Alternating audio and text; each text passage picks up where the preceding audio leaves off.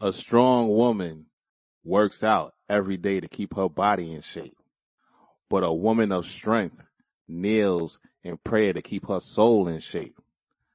A strong woman isn't afraid of anything, but a woman of strength shows courage in the midst of fear.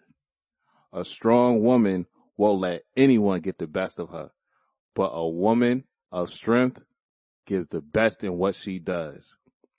A strong woman makes mistakes and avoids the same in future, but a woman of strength realizes life's mistakes can also be God's blessings and capitalizes on them.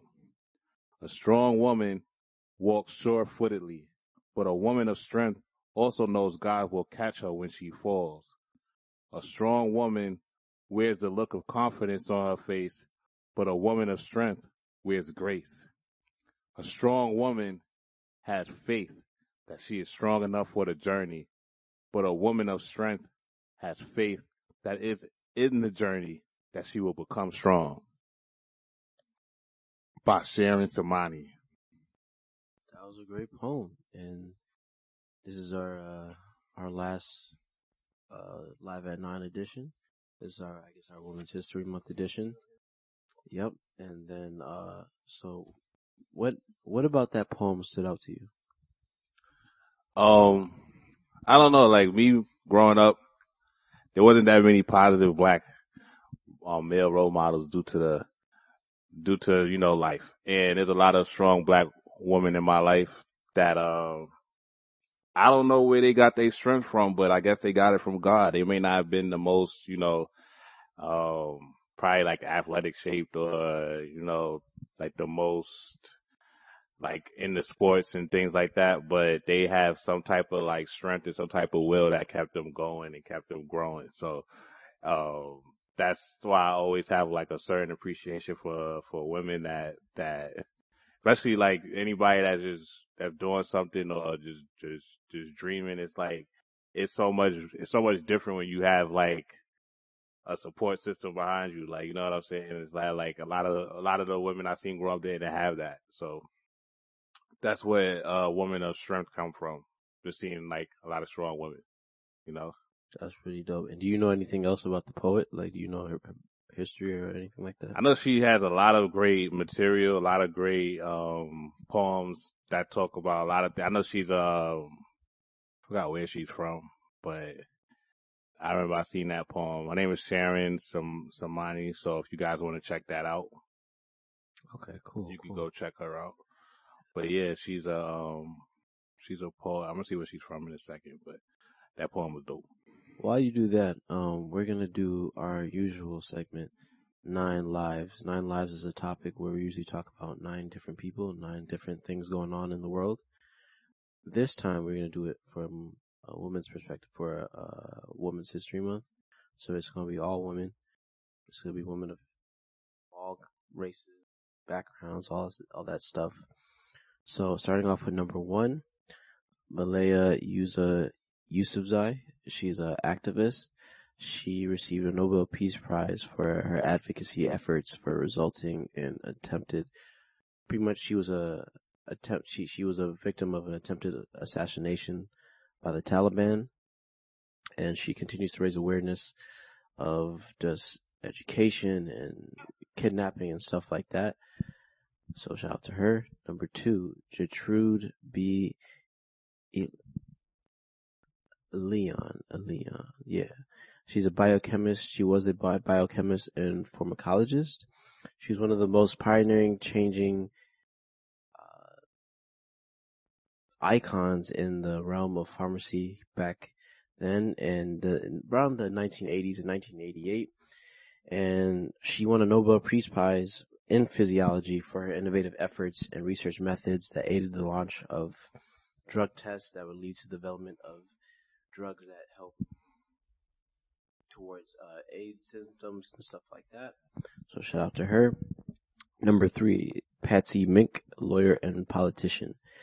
For those of you interested in exploring a career in law or politics, Patsy Mink should be a source of inspiration. She was the first non-white woman and the first Asian American woman elected to Congress. She's done a lot through equality rights, stuff like that. Throughout her congressional career, she advocated for women's issues, equality rights, and she was most known for the Women's Educational Equity Act, which provided $30 million annually in educational funds to provide programs for gender equity programs in school. Number 4 is Estela de la Carto.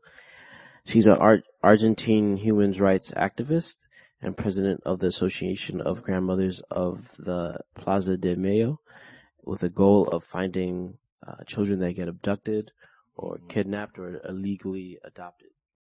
Number 5, Winnie Mandela. Now, yes, if you think that last name sounds familiar, that is the second wife and the ex-wife of Nelson Mandela.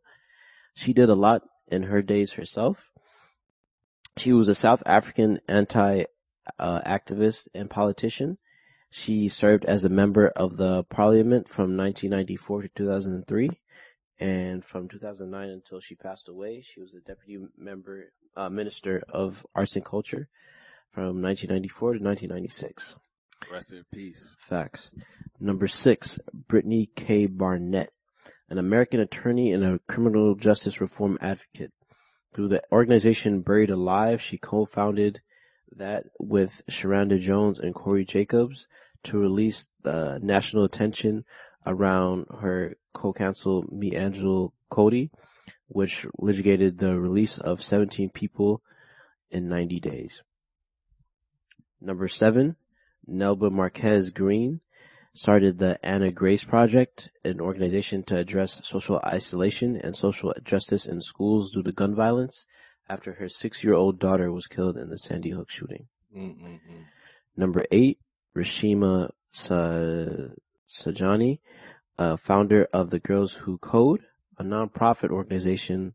This is kind of one of my favorites here, aiming to support and increase the number of women in computer science. I did computer science back in my heyday, so that's one of the fields that if you know what you're doing, you can make a lot of money in. So that's great that what she's doing, because that's a field that not a lot of people of color, let alone women, are in. So shout out to her for that. And then last but not least, number 9, Teresa Makiel. She's a Ukrainian-born American activist. Her 1990 novel, The Diary of a Shirtwaist Striker, is credited with helping the reform of New York State labor laws and future labor issues that have been brought up in court, in public, etc. So that is our 9 Lives segment. Shout out to everyone. It's been a great run. Shout out Lauryn Hill. Even though she be flaking on her concerts and stuff. But she's supposed to be doing a live concert on IG. I don't know, I made that up. But if she did do that, that'd be cool. That would be dope. So peace out, y'all. You know the time. Live at 9. Peace.